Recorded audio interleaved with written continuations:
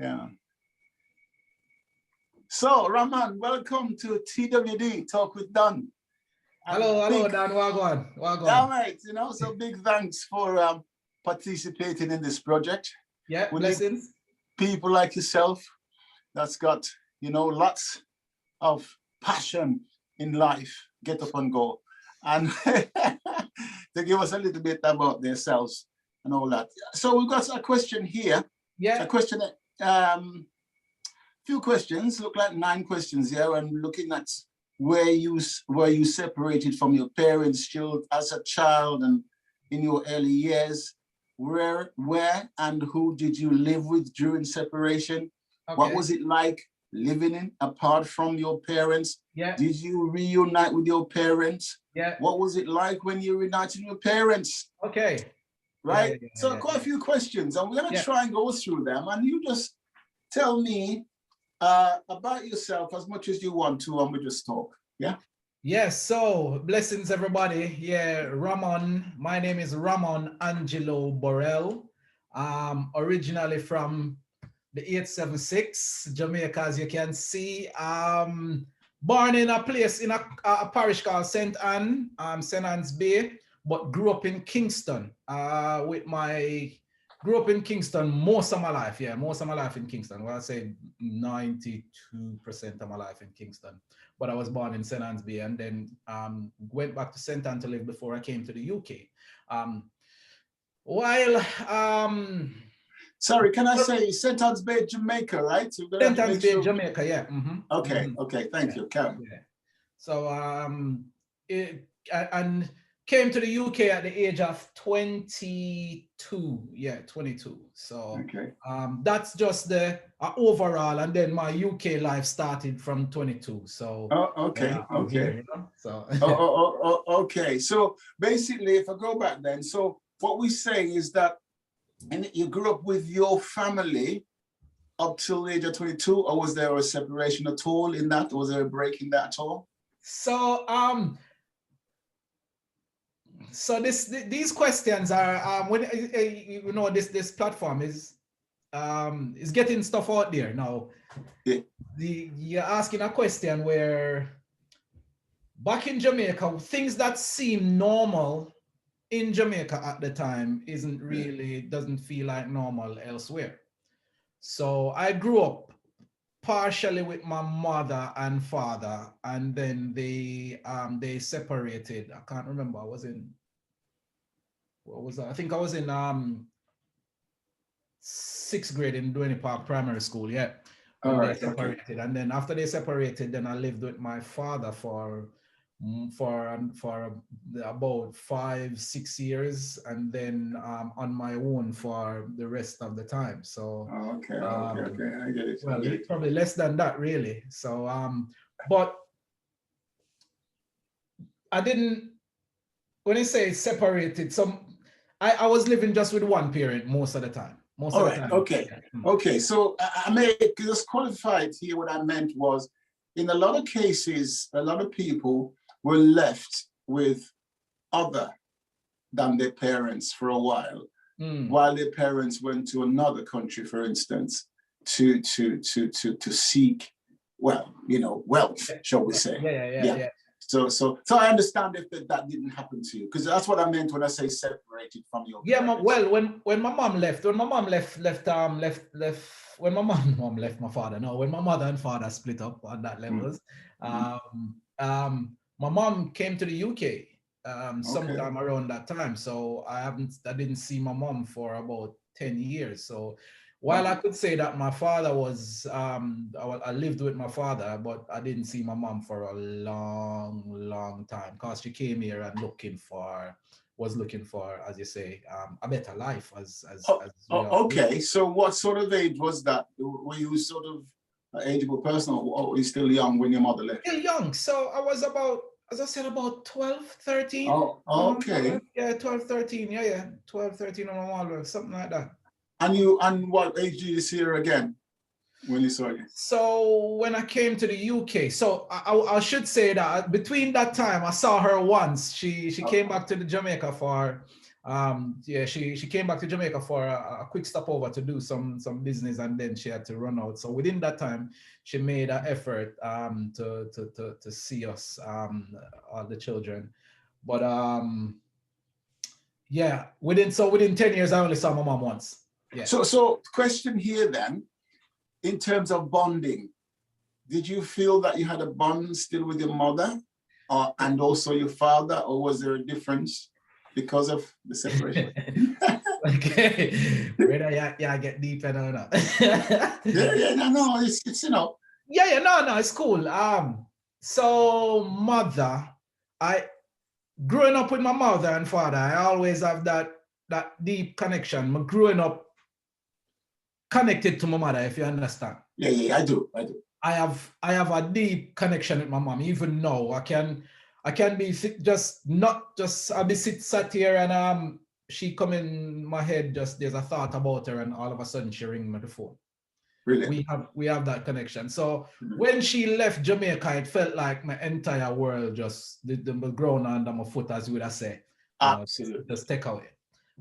So I had that connection completely with my mom. Even though I lived with my dad, I can honestly say that me and my father never share eye to eye at all. Okay. You know what I'm saying? And for the time that I was with him, you know, it was a tough time, really tough time. Okay, you know? okay. Yeah, and I get what you're saying, you know, and really try to understand. And the point I'm trying to make is that a lot of times there's a break in the family link because of separation, and that's the point I'm trying to make. I'm not looking at so much the fact that you're with your parents and it doesn't work out, or it does work out. It's because of separation, and oftentimes it's because your parents want to go and find a better life. So okay. It was because, again, so by the separation also, my brothers were separated. So I've got brothers also that, you know, brother and sister. We don't call them half. We don't know the half brother and our half sister. We just have brother by my mother's side and brother by my sister's side. Oh, I see. Okay. So when the family kind of split up in that sense, we were separated again. You know me, I deal it. So some went one, some went the other way. So by that sense, again, that family dynamics that was there kind of get, separated. I would say. Okay. So how do you see that? What would you say your experience was because of that separation? Was it a daunting thing, or As a youth, I come up still. As I said, I did really connected to my mother. I have that strong feeling with her. You know what I say? So as a youth, when she was gone, I think I was like as a man now, looking back on the boy that was. You understand me? I was kind of really looking and trying to find or see mother in other places, right? And that was hard. Even though I had connections with her, we could make phone calls, and she call we, and you go up on the phone box and make the calls, and me I say back in the days you have the phone card, you go in the box from the street side and make calls. But that also was a bit tricky. But looking back at the boy that was, and he was looking for his mother. You know me, I did it. So okay, I get that. And do you think that there's a likelihood of that sort of carrying on in your adult life? Has it affected? Do you think it might have affected your adult life in any way? Positively and negatively, yes. Both ways of when I came to the UK, I saw her, well, as I said, for the first time, over 10 years once, again, and it was just like, I didn't see her yesterday. That's what it was like. Okay. We just went straight back into it. It's just like another strike. And I've got I understand her move, I understand the reason why she did what she did, but the questions that I had as a boy, as a man, I had to really recognize that these were the reasons. So how they affected me as a boy, I had to recognize, okay, yeah, we can't make them things that kind of beat me up because she had to do what she had to do. Yes, right? yes, and I get that. So, but that's the positive side that I take out of it, and recognize that she had the struggles, everybody had the struggles, and everybody had to do what they had to do also. And it Yeah. comes down to being me as I was. So it affected. Oh yeah, okay. So I believe you got children. Have you got children? Yeah, I have children. Yeah. Okay. Three girls and one boy. Wow. Okay. Mm. Do they? Have you ever shared your experience, like we're talking about, that is with any of your children? Yes. Oh, you have. Yes. Okay. Yes. I try to grow my children on the basis of having, for want of a better word, an open relationship. Okay. So that my children are able to see me as a human being, and the faults that I may have and the faults that they may come across also, and not to beat up themselves or beat me up, because, you know what I say, in the past, this is what happened to that. You understand me? And this is how I got over it. So instead of you following in the same footsteps, and if you do follow in that same footsteps, don't think that it is the end of the world. So I openly talk about my past. If they've got a question which I do feel uncomfortable about, and depends how old they are and if they can manage that information, that I will try and break it down to them. But most of them know exactly which family. Oh well, that is good, because I know that some parents don't actually share their experience with the children. Yeah. So, yeah. And I believe you know that it's essential to actually. I believe the things back in the days that probably, you know, when me and you grew up, you know, and I see you as a father figure for me, in a sense of, you know, on that level. But children, everybody just thinks of them parents perfect. Because the things where we do as a youth, and we like, oh, mommy never do it, daddy never do it, you know, we're dealing. So we not do it neither. Yes, what I say. But the thing is, we get ourselves caught in that position by not talking to our children as though we didn't get talked to back in the days. So me make sure I put that on my children and say, yo, I'm not leaving them like that. Even if them do something wrong, then let's talk about it, you know, before we take out the belt and start beating. So as a adult now, shall we say, did you say age 24 that you came here? No, 22. 22. 22, yes. So yeah, you were in nice warm Jamaica, and all of a sudden you're in cold England, so to speak. Quite a bit of change. What sort of experience was that? It was strange. Come to the UK and I sat down. Well, when I say sat down, I coming off the plane and ending up at the immigration table, and it's like them hold me at the table and like them thinks about I have drugs for me, because the time and the amount of questioning that they give me, you know what I say? They held me about 4 hours. So that was a bit intimidating. Recognizing that I was just coming here and you know, visiting my mom. Over the period, I recognize, okay, then seeing that I'm here, we're part of the Commonwealth, you know what I say, I can try something here. So then get into college, apply for a college, which is in Brixton. And from there on, move on to a different, getting some work also as a student. And then eventually recognizing that the thing that I always wanted to do in Jamaica was to join the army or join the police force.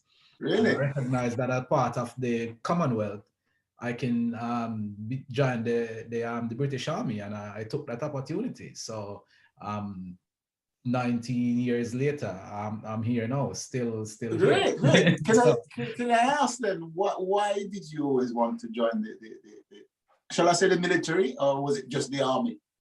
Yeah, well, so the army. So in a Jamaica, it's not more than the army and the police, right? Yeah. Okay. So even if within in the army you have the air wing and you have the guys that, you know, man, the Navy guys, but to us everybody are army, right? Okay. So Okay. as a cadet, I was a Cub Scout as a youth, and then as a cadet, and then moving forward, when I left school, trying to join the army, but they weren't recruiting. And then tried to join the police force. Me did 2 shot or something like that, because we're 5'7" at the time and me are 5'6". So Are you really? yeah. So when I came here, and I tell you what, when I came here and met my mom, you come to the UK, and anytime you come to the UK, we say you have to visit the Queen. So that was one of the big things my mom did. She said, you cannot come to the UK and don't visit the Queen. So one of the things is, anybody who come up here, I try and take them to Buckingham Palace to say, I said, this is where Alright, okay. So we go and visit the Queen. So at the time, my mom took me down there, and we were watching the passing out, probably not the passing out parade, sorry, the changing of the guards. Yes. And I said to her, I wanted to join the army in Jamaica, but them sent me too short. No, well, the police force, and them sent me too short. And she said, well, this is England. I think so the height I got trouble you over here. So so eventually one thing led to another, and I found myself in a recruiting office. It's all a story, but we know we don't have the time for it for the first. Yeah. I get it. The reason I asked that, is because I've spoken to quite a few people, and be it the Navy, the Army, or the Air Force. And if you speak to 10 people, it's almost 10 different reasons why they joined the armed force. Yes. So that's the only reason I ask you that one. Really. Yeah. Just the armed forces. Yeah, the armed forces in Jamaica always seem like the guys that, what I say, and you're being respected because you're in the uniform, and you have that thing about you, and everybody look to you as a level up. Even as a cadet back in my school, in Jamaica, as I said, the cadet kind of just give us a certain status within the school also. Yes, What I say?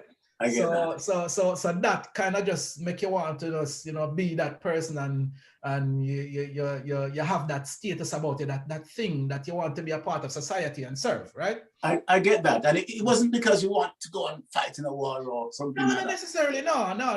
Because I'm not a fighter. No.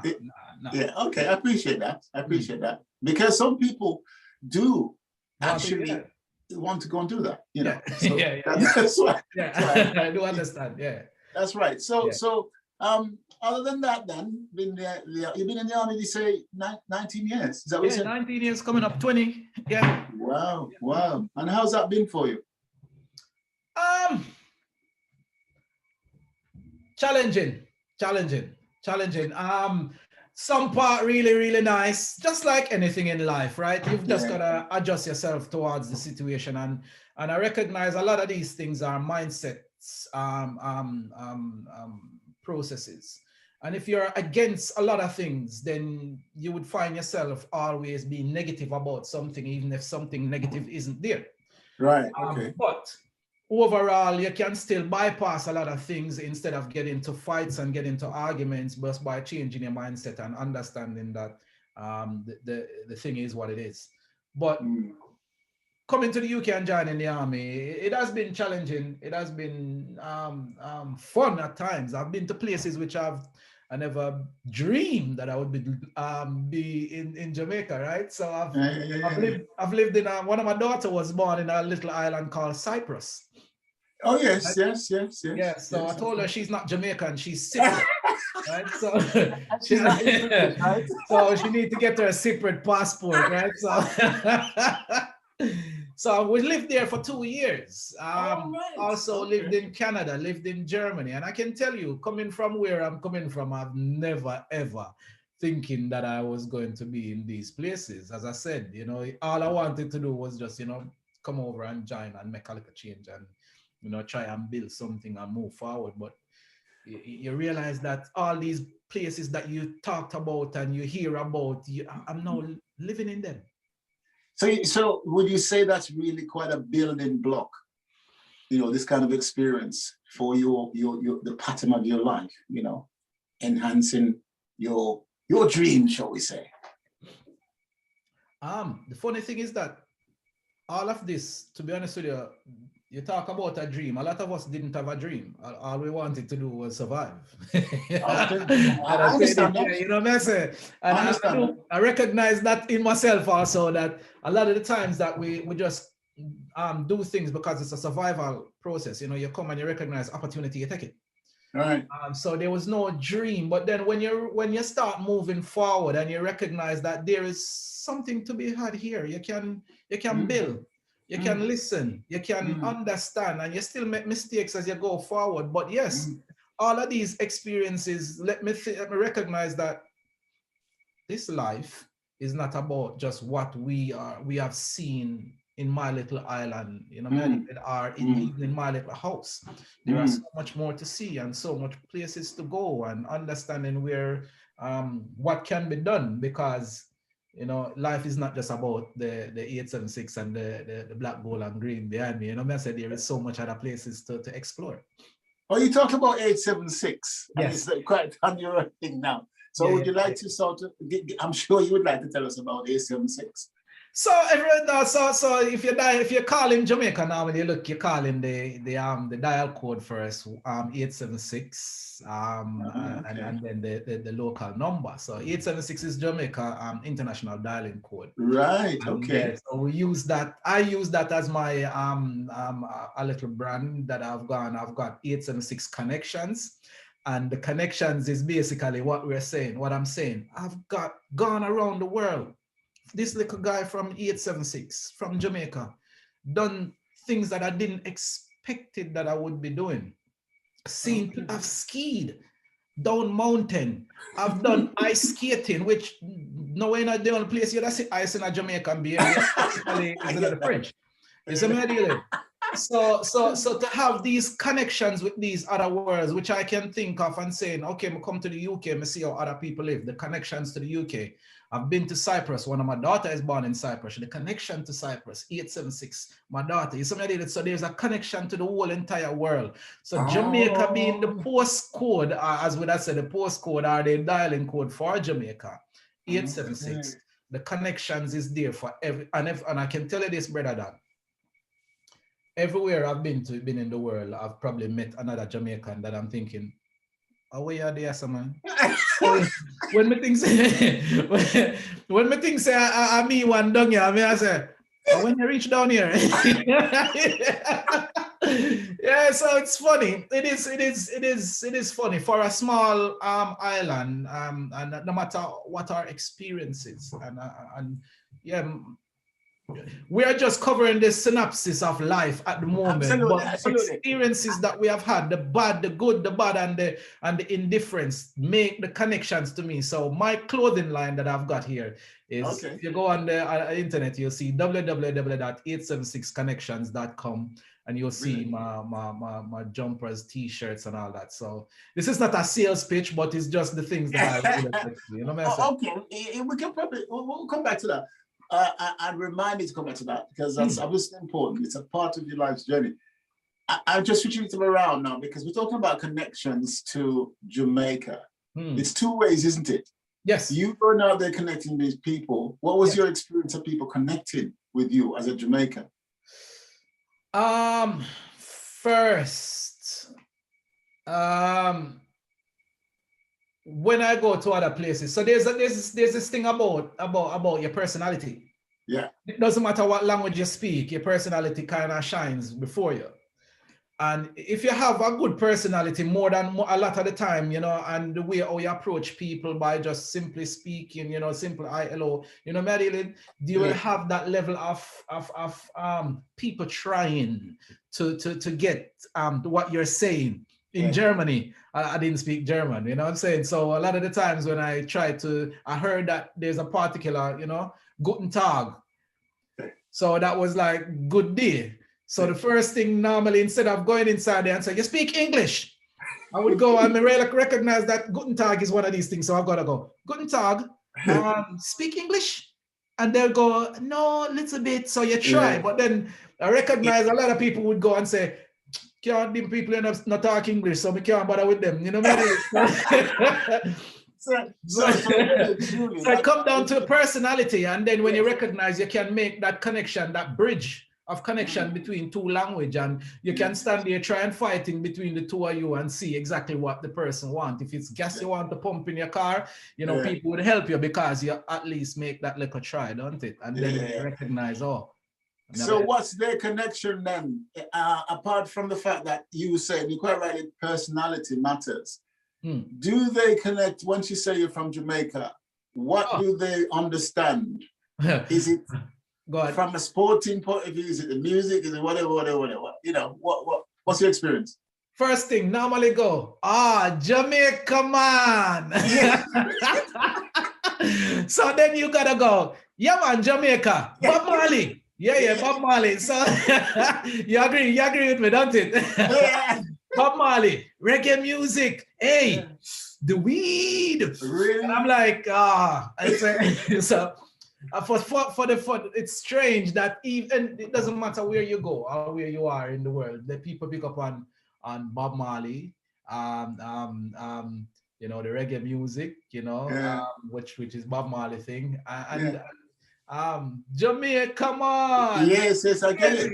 Yeah, and this project is about all the Caribbean islands, you know, and would definitely want to get and find out the experience of other Caribbean island personnel or people, how they see that, especially when you're talking about the smaller island, because sometimes people not heard about them. But I know also that they know about some of the other islands, you know, like you know, Barbados and Trinidad and that sort of thing. So it'd be interesting to see other people's experience in comparison to yours coming from Jamaica. You know? No, it's I get it. And you know, it's one of the funny things that, you know, people just think that it's only on Jamaica and the Caribbean, which it's not. And we need to, you know, right now there's St. Vincent is having a little bit of a you know, the volcano going on there, and we highlight these things also as we go along. But overall, the picture is that you know, our experiences in life, let us recognize that it's not just, as I said, the red, gold, and green behind me. You know, it's not the black, gold, and green behind me. You know, there's other things. You know, the red, gold, and green, which is the Rasta color. But for me, having the connections with other islands, you know, I want to visit other islands now because I've come to the UK and I've not really visited any other the Caribbean islands. So, is that right? Oh yeah, I've only been to one, Curacao.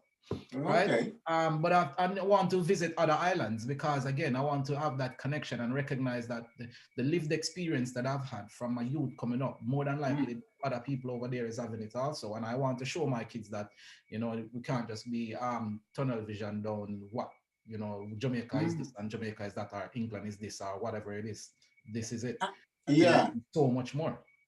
And I guess being in the army, there is a mix, isn't there, of different Caribbean island personnel. And that's it. Yeah, that's it. I've got friends all over because of the travels. You know what I mean, I suppose there is a common thread that you're from the Caribbean. Yes. But when you dig deep, there is.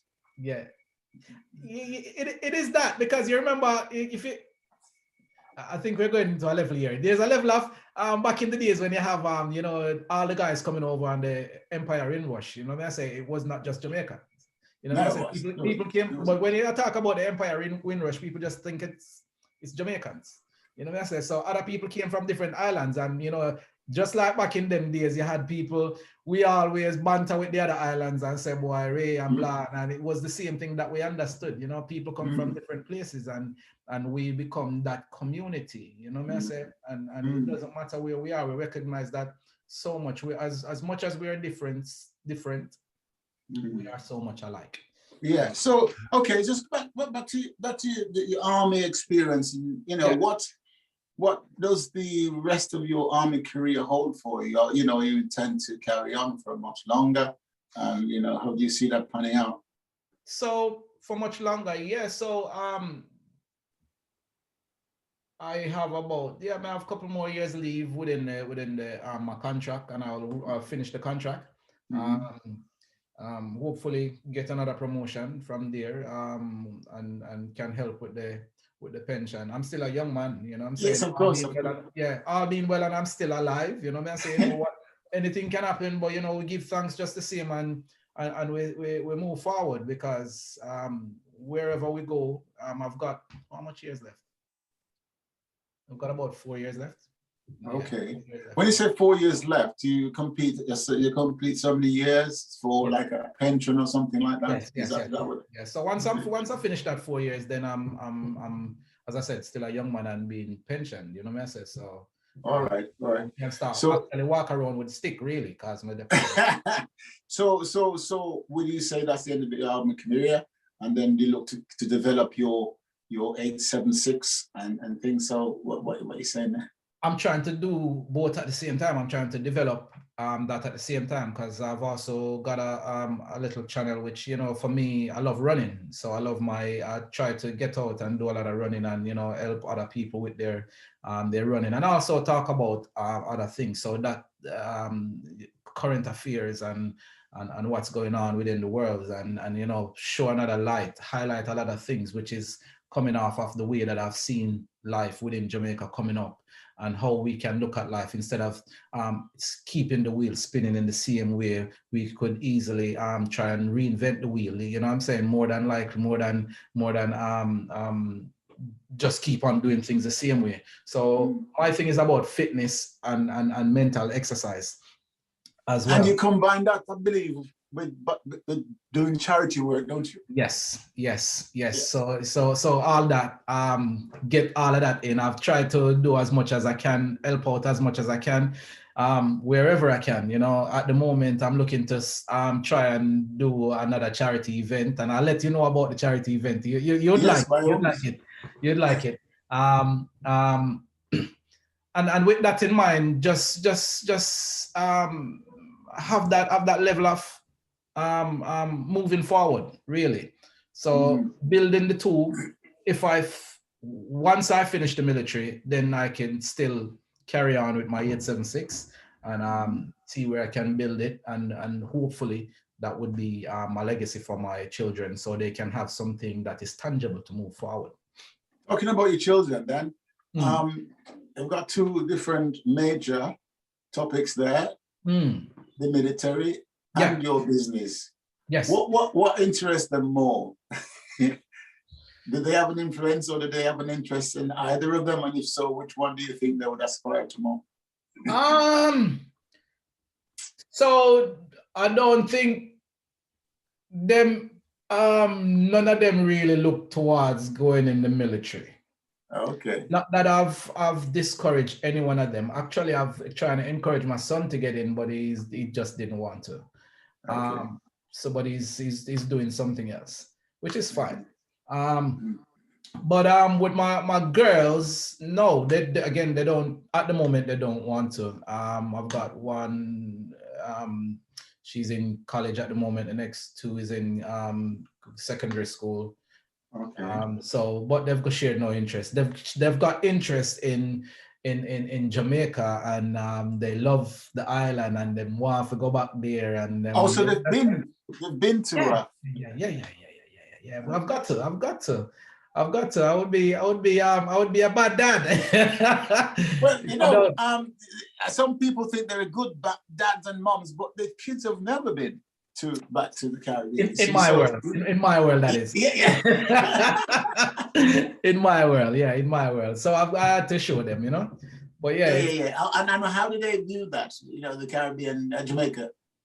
They love it. Apart from the mosquito, them love it. You know, the mosquito, them eat them down there big time, but they love it. They love it big time, because, as I said, I moved back to the country, so I went back to St. Anne to live. So most of the time, I don't go to Kingston anymore. So in St. Anne, up there, and you know, night, and you know, when you hear the chirps at nighttime, they all peeny wall of them and all sorts. Them they hear these, you know, because it's funny. It's funny, man. When you go back place and you come out at night and you look up and you see the stars and you hear the night creatures, you go, wow, you know, you didn't recognize that you missed this. You know, man? Yes, because that's all you knew. Yes. You had nothing to compare it with. It was white noise. I believe. Yeah. It was white noise. Yeah. And it's amazing. And I guess you can also, from the reaction of your children, because I guess they will be seeing that for the first time. Yes. You know. Yes. So that's a new normal for them for that new period normal of time. and a new sensation, right? Yeah.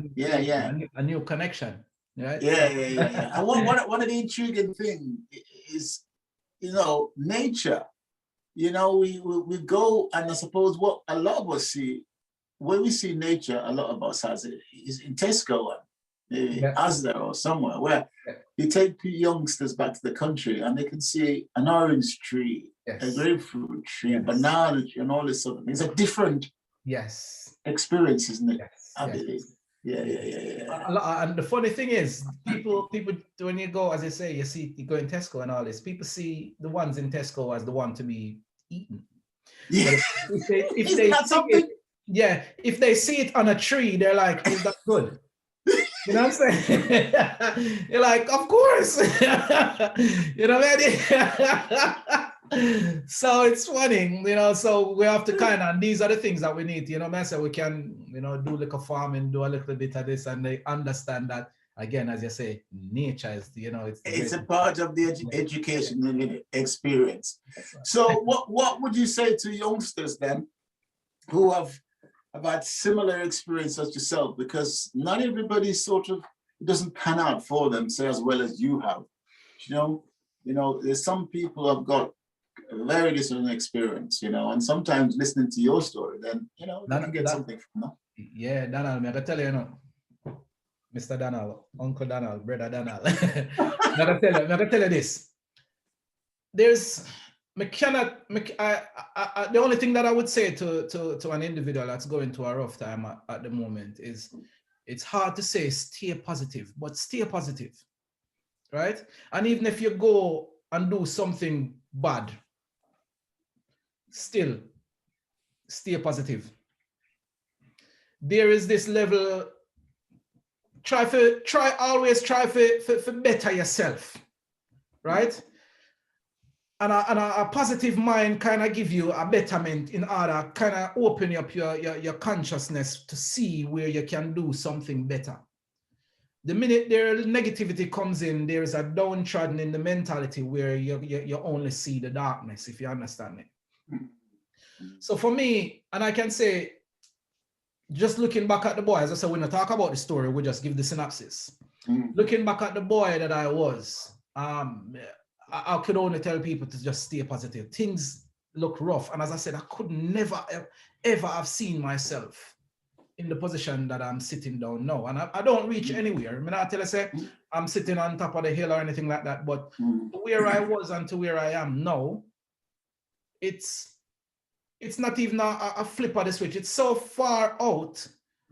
By one door being open, and you just can't continue to just hold on the positive thoughts and the positive threads. You know what I say? And even though things might look, it's not the same way. Just hold on. Just there's that. It's hard again to tell people to think positive, but positivity is one of these things. Listen to reasoning. Yes. Think about the other side, instead of just thinking that what you know is the only thing there is to know. Once we can look at someone else or see something else and recognize, be curious about how things work. You understand me? Just to have a curious mind, just to understand, try and understand. Even if you don't understand it, question things. And that's I can't even say to them that is the key, but at least it will guide them into a place where at least you have a positive mentality. And yes, I hear what you're saying. And we face a lot in life. You are positive, you are negative, whichever way it might be. But we're not just dealing with us as an individual, are we? We are dealing with other people. Exactly. By that I mean, you could be as positive as they come or negative as they come.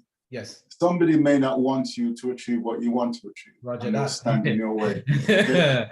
Now, the different reason why this may happen, right? And this may start from a very young age. It may start at middle age, or even carry on. People stand in your way for different reasons. Do you find in your life, or have you found in your life, that the color of your skin makes a difference? Yes. Okay. And yes. And if someone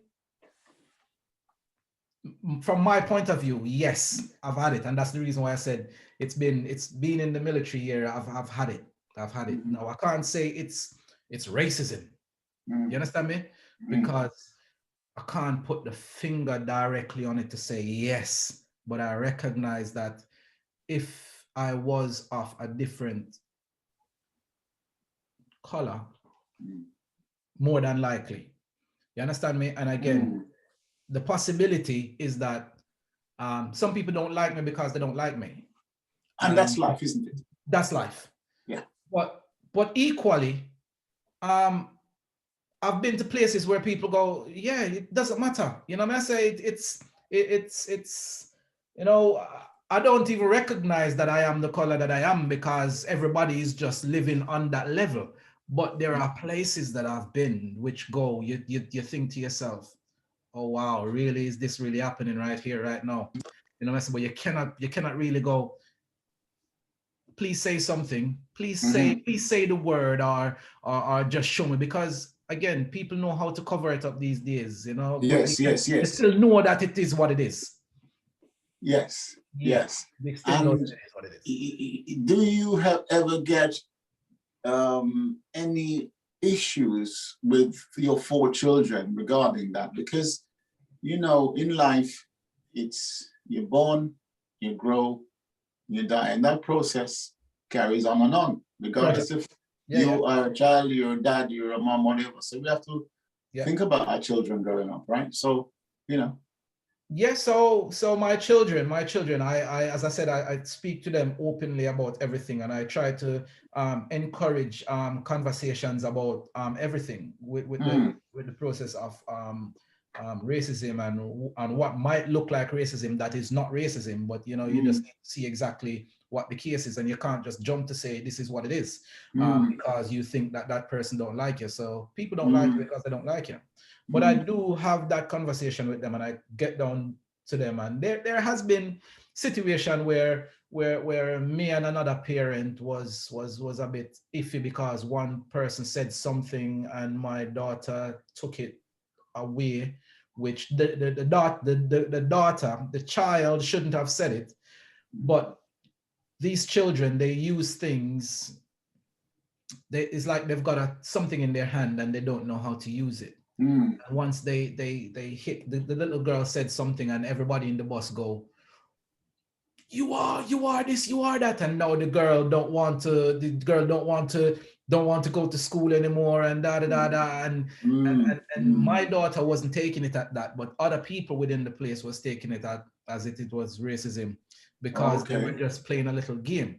Now the process of all that, we needed to speak with the parents and try to make sure that you know the girl don't feel bad, even though she was the one that said certain things. She did something which she didn't understand. So at that point in time, it's all about education for me. Yes. And if we don't educate the children, be it black or white or pink or purple, it doesn't matter. That there are things that you cannot use at this moment because it's still so delicate that even your own, you know what I'm saying, other white kids would look at you and go, you're racist. And then they'll look at you and, you know, kids turn things into 100 times. Yeah. So I've educated my kids on the level of... That's good, because you make some really good points there regarding education. Because education is for everyone. Yes. I believe. Yes. And, you know, I believe that if people are educated, especially about other people, what we are, our culture, what you are, your culture, what they are, their culture, there's a different level of understanding, I guess. Yes. And I believe what you were saying earlier on about traveling around the world, that's a big education, isn't it? Big education. And that's where my thing is. My thing is, and we don't have to be educated book-wise. No. As I said, and that's the reason why I said if I'm telling someone a younger me or a younger child, just to be open and ask questions about, don't think that you know. The minute you think that you know someone else, the minute I think that I know Donald, is the minute I do not know Donald, because I would not want to ask Donald about how much chips him eat. You understand me? What flavor chips him eat? Because according to what me know about Donald, him only eat ready salted chips. So if me go buy a chips for you, me just go buy ready salted. When you like prawn cocktail, you know what I'm saying? You know what I'm saying? So before we even think that we know an individual or know a race or know someone, ask. Yes. Be curious. Yes. I understand that, and this is what I tell my children: just ask, talk. If you don't come out and talk, people gonna just leave you as you is, and you're gonna be a blank canvas, or people just gonna make up their. So open your mouth, talk, and make them know which part you're there. So basically what you're saying when you're traveling around like this is like going into the university of life, isn't it? Life, brother. You know? Life. And as you say, it isn't always in a book. It's just meeting people, talking people, seeing people, doing the same thing. The Guten Tag. My black. I'm in Germany and Guten Tag. Right? You know what I'm saying? So while there's a lot of black people in Germany, but for me, it's my world. I mean, I know them people, but me understand some need to say good day. You understand me? Instead of going, them not speak English, but you're in Germany, so you can speak German here. You see me I dealing? So you run around and ask the people, oh, you speak English? No, guten Tag. Good day. That's the first thing. You know me I dealing? So it's try and be curious about, okay, what is the first word? What people like, you know me I dealing? It's so more than people look at you in first thing with Jamaica and I say, Jamaica, come on, Bob Marley, you know, because everybody know you then. They think they know you as a Bob Marley, a 876, a da. You know me I say? It's we talk about you traveling around and everything, but really and truly your transformation was from Jamaica to UK, to England, you know, and there must be a difference, obviously, and your experience of England, you know. Can we touch on that a little bit? My experience of England, definitely different. Cool. Well, yes. Yeah. Never like the cold. Still not like the cold after all of this time. No, and I've lived in other countries also where cold. I'm still not like the cold. Transformation of life was, I find, it's weird, but we are hardworking people in Jamaica. And coming to the UK, I recognize that people work hard just as well. But there is a sense of constant. You know what I'm saying? There is no like ease up on the work. And we have to go to here and we have to do this work. And I'm guessing it's because of responsibility that more Caribbean people or other people have back home that they have to make the money here to send back home. So a lot of the time when you come here, when I came here and my mom went to work and she went to this other job and she have 3 different jobs and you know me I did it and I was whoa. You know me I did it. So it's like, what? She leave from this work and go sleep at that work and then leave from the sleeping work and then go to work in the morning. And then me come to England, I'm gonna get one job. I got a job at McDonald's. Working at night. That was the worst job for me in the world.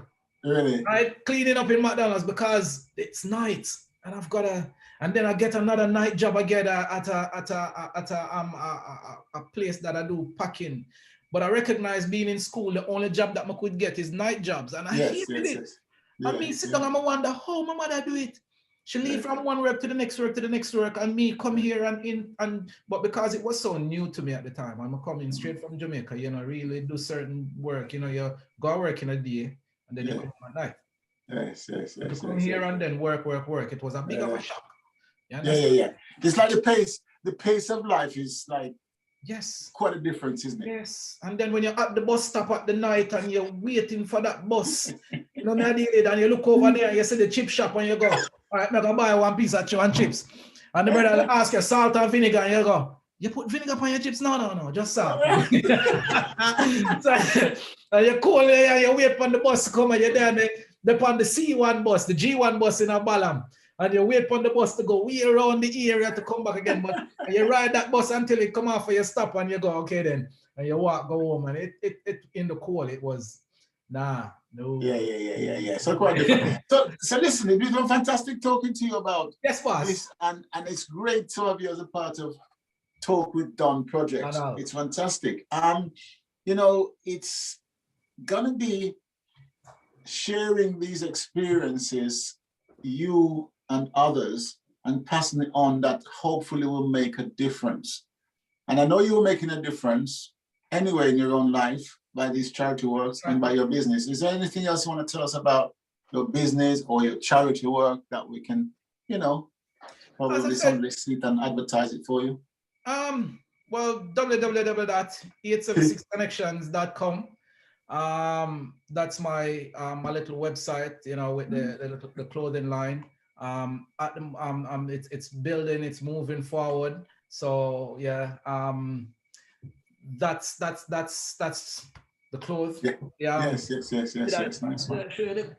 Yes, Yeah. man. Show it. So it's quite attractive. Actually, it really catches the eye. That's it, right? So that's how we are.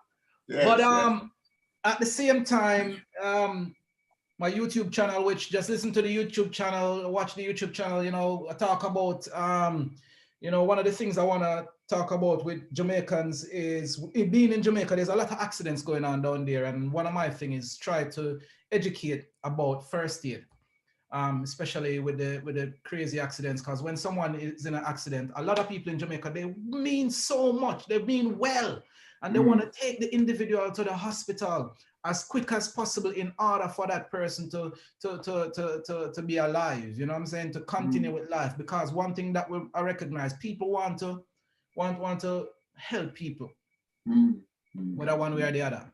So one of my thing is all about first aid. First aid need people in Jamaica. We need first aid. So the minute you see an accident or someone get hurt, there's this thing inside of you that go, okay, then I need to either try take off my belt and, you know, stop this person from bleeding out, or, you know what I'm saying? You know, the first aid. Then you can try to put them in a particular vehicle, and the way that you lift them up to put them in the vehicle, not just leave them hanging. You know what I'm saying? And I recognize there is so much. It hurts me to see the individuals. You know what I'm saying? As much as you recognize that they're doing good, but they're doing harm. Right. So first aid is one of my big things, you know what I say, on my channel, just to try and get people to understand. Okay, so somebody go on your channel, then you will have something about first aid and how you can improve your chances of helping somebody to survive. Yes. That's commendable. Yes. Well, let us all know how you're doing, and you know, pass it on in terms of your charity work. And you never know, you might get a donation from some people. Hey, yeah, I'll bring up the next charity work and I'll let you know, Dan, and then we'll see where we'll go with that. Again, on my YouTube channel, though, I'm known as Natural Vibes, right? So Natural Vibes. Yeah, that's my name. So instead of using my so it's on the YouTube channel, it's 876 Connections. And but for me, when you hear me talking, it's Natural Vibes, and that's how me see myself. That's my alter ego. That's the other person. Natural Vibes. Right? All right then. Okay, so this project will be on a Talk Don. I am going to make sure that there's a YouTube channel as well, Roger that, where people can go and access and look at all these stories, and you know, hopefully learn something from it. You're doing a brilliant job, Don. You know, I met you like last year, and we've not met physically because in the same time that we talked on the phone, it was all about COVID, right? But I definitely hope to see you one of these days, boss, and sit down and have a good chat with you. You know, a red stripe. All right. I have some red stripe. You know what I'm saying? All right, man. Really look forward to that. Yeah. All right, boss. And thank you very much again for participating and sharing your story. Yeah. Hey, thank you very much, Don. Have a good one. Yeah. All right. Then. Yeah. Okay. One love. Bye-bye. Bye. Bye-bye.